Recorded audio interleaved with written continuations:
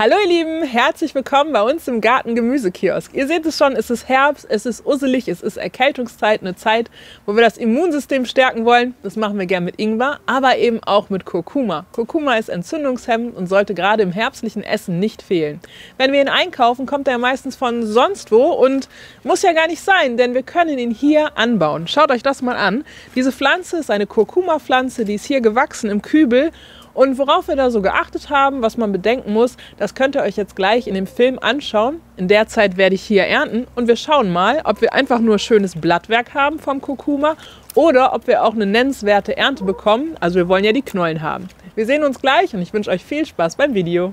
Kurkuma anzubauen ist gar nicht so schwierig. Wir haben jetzt hier Kurkuma-Stücke, als auch Ingwerstücke, denn da funktioniert es eigentlich genauso, in eine flache Schale gelegt, ein bisschen Wasser drauf und hier werden die vorgetrieben. Da Sie es sehr gerne warm haben, stellen wir diese Schale jetzt hier einfach auf eine Wärmematte. Da bekommen Sie nochmal einen Wärmeimpuls von unten und das Vortreiben gelingt noch besser. Ihr seht hier schon, sind die ersten Triebspitzen da, das ist wunderbar, genau so soll es sein. Wann machen wir das? Dieses Vortreiben passiert bei uns so im Dezember oder auch im Januar, da klappt das wunderbar. Wenn sie dann ausgetrieben sind, heißt es umziehen. In ein größeres Töpfchen werden sie gelegt, ein bisschen Erde drüber und dann dürfen sie weiter wachsen im Haus. Wenn die dann alle eingepflanzt sind, wird natürlich angegossen, das dürfen wir nicht vergessen. Kurkuma hat es insgesamt gerne warm und feucht. Im Haus brauchen wir natürlich ein Kunstlicht, damit das mit der weiteren Kultur, dem weiteren Wachsen hier gut funktionieren kann. Im Februar ist es doch noch recht kalt, deswegen ist der Einsatz von den Wärmematten hier auf jeden Fall sinnvoll. Und den Platz haben wir bei uns in der Voranzuchtstation gewählt, weil sie eben da ist. Wenn so eine Anzuchtstation jetzt nicht vorhanden ist oder kein Platz drin ist, auch kein Problem, Kurkuma können wir auch auf der Fensterbank an einem Südfenster anbauen. Vielleicht ist es dann eher empfehlenswert, mit dem Vortreiben erst Ende Januar zu beginnen, damit das dann auch gut klappt und genügend Licht da ist.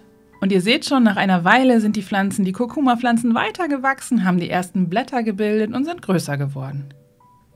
Und dann im April ergeht es den Kurkuma-Jungpflanzen wie allen anderen bei uns hier auch. Sie dürfen sich an die echte Sonne gewöhnen, an das Wetter. Das heißt, wenn wir warmes Wetter haben, dürfen sie mit den anderen Jungpflanzen nach draußen ziehen zum Abhärten. Die Pflanzung erfolgt eigentlich regulär im Mai nach den Eisheiligen, aber das letzte Jahr war ja so lange kalt, dass wir erst im Juni gepflanzt haben. Die Erde haben wir aufgebessert, indem wir hier einfach Kleedünger eingearbeitet haben. Und wir haben bewusst einen Terrakottatopf gewählt, denn der kann nachts über auch nochmal die Wärme wieder abgeben. Und wir wissen ja, Kurkuma mag es gerne warm und feucht. So sieht unsere Kurkuma-Pflanze jetzt aus. Die Blätter sehen jetzt hier nicht so schön aus, einfach weil sie ja mit Kunstlicht großgezogen ist, sich jetzt ans Sonnenlicht gewöhnt hat. Naja, und da gab es hier und da mal Momente, wo ihr das nicht so ganz gepasst hat. Ist aber nicht schlimm, die wächst weiter, die wird bald wieder richtig gut aussehen. Also einmal vorsichtig an ihren neuen Platz bringen und natürlich das Angießen gleich nicht vergessen. Um unsere Pflanze und auch unseren Boden zu stärken, setzen wir direkt beim Angießen schon auf den Einsatz von effektiven Mikroorganismen. Gepflanzt haben wir den Kurkuma jetzt hier in eine Komposterde. Das Wasser ist fertig und nun heißt es Wassermarsch.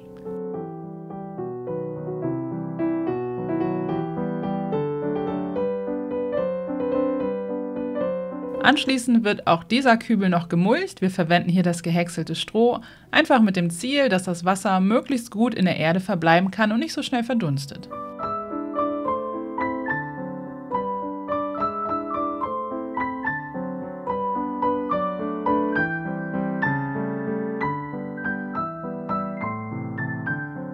Und nun ist sie einfach fröhlich weitergewachsen. Sie hatte einen absolut sonnigen Standort und jetzt im August sieht sie so aus.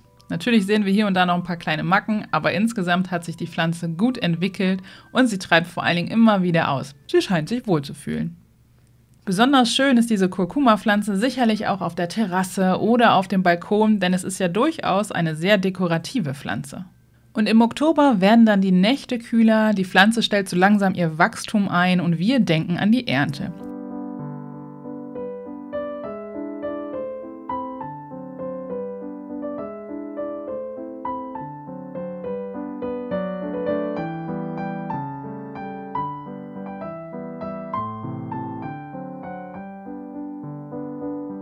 Und im November wird es dann auch nicht schöner. Wir sollten auf jeden Fall langsam ernten. Oder die andere Möglichkeit ist, dass ihr die Kurkuma-Pflanze im Kübel einfach überwintert.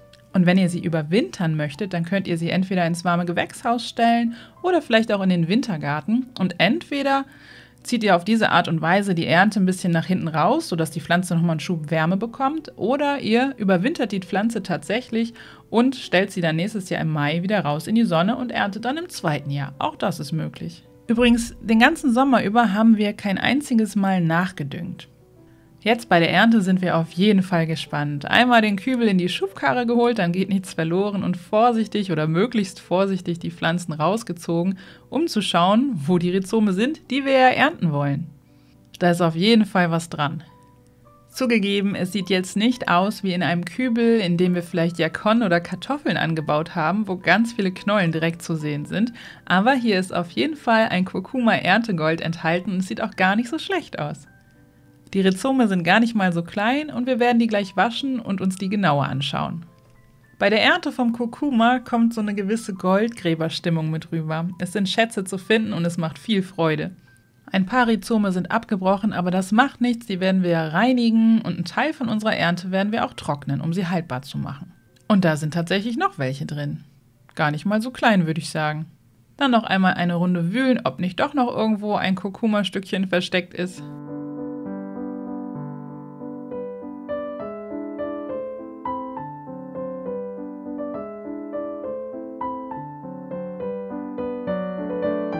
Und das sehen wir jetzt hier, ist die Ernte von einem Austrieb. Und besonders schön ist, dass wir natürlich nach dieser Ernte wieder neu austreiben lassen können und wieder eine neue Kurkuma-Pflanze wachsen lassen können.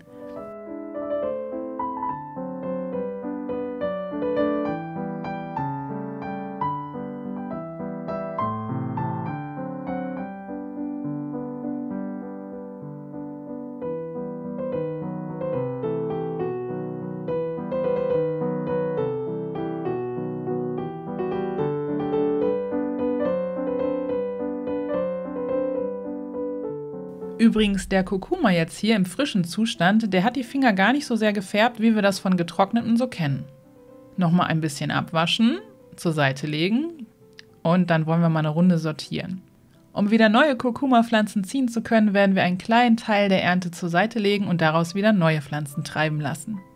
Kurkuma lässt sich im Kühlschrank eine Weile frisch aufbewahren, aber nicht allzu lange, deswegen wird der Rest bei uns in Scheiben geschnitten und dann getrocknet. Über das Trocknen können wir Kurkuma wunderbar haltbar machen.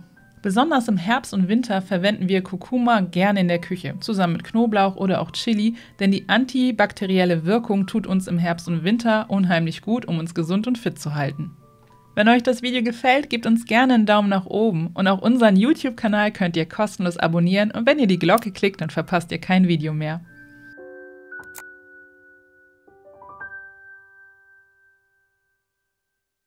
In dem Video konntet ihr gerade sehen, dass Kurkuma selber anzubauen gar nicht wirklich so ein Hexenwerk ist. Wir haben das jetzt schon ein paar Jahre gemacht und ihr habt den Kübel gesehen, wo wir geerntet haben. Das ist die Ernte. Ich glaube, nächstes Jahr baue ich sogar 2 an. Was wichtig ist zu wissen, Kurkuma ist nicht frostfest. Das heißt, entweder ernten wir ihn, so wie wir das jetzt gemacht haben, oder wir holen ihn ins Haus zur Überwinterung. Das wäre auch eine Möglichkeit. Möchtest du auch Kurkuma bei dir im Garten anbauen, dann ist jetzt im Dezember die richtige Zeit, sich Kurkuma zu besorgen, am besten in Bioqualität, den dann vorzutreiben, um dann im nächsten Jahr selber Kurkuma ernten zu können. Ich wünsche dir ganz viel Spaß dabei, viel Erfolg und ja, der Gesundheitsaspekt, den brauche ich euch ja, glaube ich, nicht erzählen. Dass Kurkuma richtig ein Superfood ist, das wissen wir alle. Und wenn ihr Lust habt, was weiter zu gucken, dann schaut mal hier oben, da ist ein Video verlinkt und zwar vom Max von der Gartenkanal. Der hat sich ganz intensiv mit dem Thema Ingwer beschäftigt und einige Videos dazu gemacht. Da könnt ihr lernen, wie ihr richtig gut Ingwer anbaut. Und hier unten ist noch ein Video von uns verlinkt zum Thema Süßkartoffelanbauen. Ich wünsche euch viel Spaß bei euch im Garten und sag mal bis zum nächsten Mal. Tschüss!